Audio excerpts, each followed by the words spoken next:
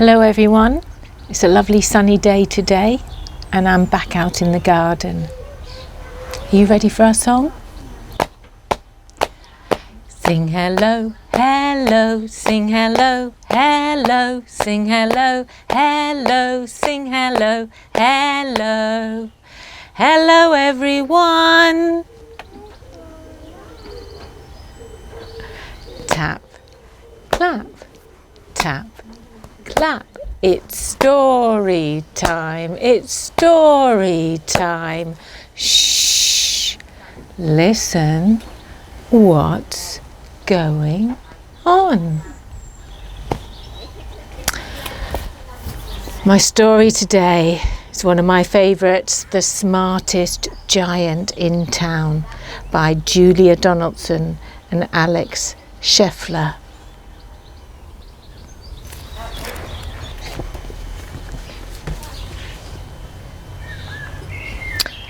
George was a giant, the scruffiest giant in town. He always wore the same pair of old brown sandals and the same old patched up gown. I wish I wasn't the scruffiest giant in town, he said sadly.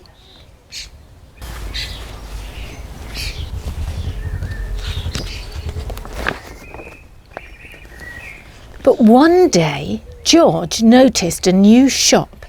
It was full of smart clothes. So he bought a smart shirt, a pair of trousers, a smart belt, a smart stripy tie, some smart socks with diamonds up the sides, and a pair of smart, shiny shoes. Now I'm the smartest giant in town, he said proudly. George left his old clothes behind in the shop. He was about to go home when he heard a sound. On the pavement stood a giraffe who was sniffing sadly. "What's the matter?" asked George. "It's my neck," said the giraffe. "It's so very long and very cold. I wish I had a long warm scarf." "Cheer up," said George, and he took off his stripy tie. "It didn't match my socks anyway," he said, as he wound it round and round the giraffe's neck. It made a wonderful scarf. "Oh, thank you," said the giraffe. As George strode off towards his home, he sang to himself, "My tie is a scarf for a cold giraffe, but look me up and down, I'm the smartest giant in town."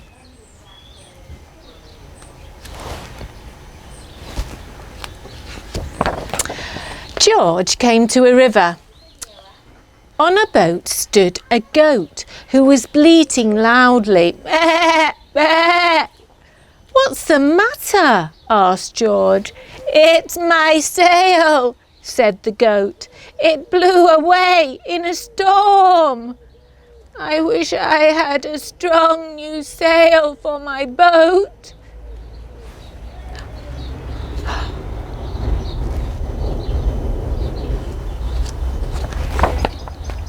"Cheer up," said George, and he took off his new white shirt.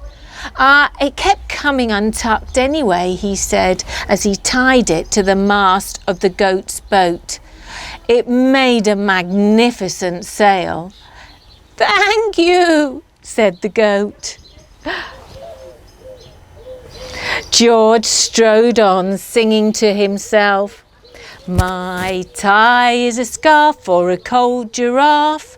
My shirt's on a boat as a sail for a goat. But look me up and down, I'm the smartest giant in town."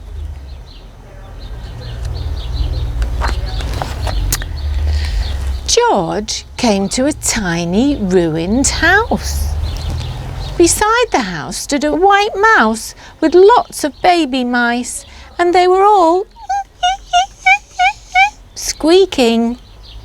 "What's the matter?" asked George. "It's our house," squeaked the mother mouse. "It burned down and now we have nowhere to live. I wish we had a new house." Oh. "Cheer up," said George, as he took off one of his shiny shoes. "It was giving me blisters anyway," he said, as the mouse and the babies scrambled inside. Oh, the shoe made a perfect home for them. "Thank you," they squeaked. George had to hop along the road now, but he didn't mind. As he hopped, he sang to himself. "My tie is a scarf for a cold giraffe. My shirt's on a boat as a sail for a goat. My shoe is a house for a little white mouse. But look me up and down, I'm the smartest giant in town." George came to a campsite, and beside a tent stood a fox who was crying. "What's the matter?" asked George. "It's my sleeping bag," said the fox. "I dropped it in a puddle. I wish I had a warm, dry sleeping bag." "Cheer up," said George, and he took off one of his socks with the diamonds down the side. "It was tickling my toes anyway," he said, as the fox snuggled into it. It made a very fine sleeping bag. "Thank you," said the fox. George hopped on, singing to himself. "My tie is a scarf for a cold. My shirt's on a boat as a sail for a goat. My shoe is a house for a little white mouse. One of my socks is a bed for a fox. But look me up and down, I'm the smartest giant in town." George came to a big squelchy bog. Beside the bog stood a dog who was howling. "Oh! What's the matter?" asked George. "It's this bog," said the dog. "I need to get across it, but I keep getting stuck in the mud. I wish there was a safe, dry path." Oh!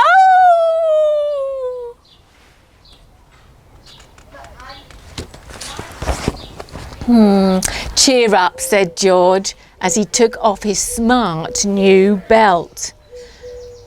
"It was squashing my tummy anyway," he said, as he laid it down over the bog, "and it made an excellent path." "Woof! Thank you," said the dog. The wind started to blow, but George didn't mind as he hopped on, singing to himself. Can you sing with me? "My tie is a scarf for a cold giraffe. My shirt's on a boat as a sail for a goat. My shoe is a house for a little white mouse. One of my socks is a bed for a fox. My belt helped a dog who was crossing a bog. But my trousers are falling down. I'm the coldest giant in town." Suddenly George felt sad and shivery and not at all smart. He stood on one foot and he thought, "I'll have to go back to the shop and buy some more clothes." He turned round and hopped all the way back to the shop.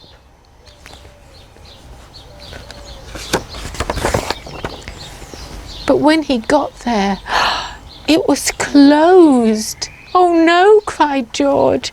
He sank down onto the doorstep and a tear ran down his nose. He felt as sad as all the animals he had met on his way home. Then, out of the corner of his eye, he saw a bag with something familiar poking out of the top. What could it be? George took a closer look. My gown, he yelled, my dear old gown and sandals. George put them on and they felt wonderfully warm and comfortable. I'm the cosiest giant in town, he cried. I'm the cosiest giant in town, as he walked back along the road. Outside his front door stood all the animals he had helped. See them all? They were carrying an enormous present. Come on, George, they said. Open it. George untied the ribbon. It was beautiful gold paper crown and a card to George. Look inside the card, George, said the animals. George put the crown on his head and he opened the card. Inside it said, your tie is a scarf for a cold giraffe. Your shirt's on a boat as a sail for a goat. Your shoe is a house for a little white mouse. One of your socks is a bed for a fox. Your belt helped a dog who was crossing a bog.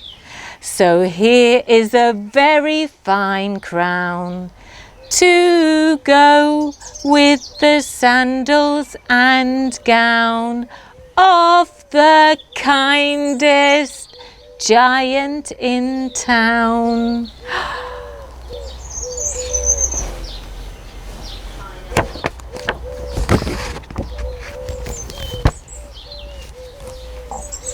And that is the end of our story today.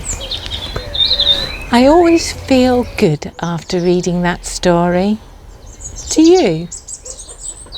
Goodbye.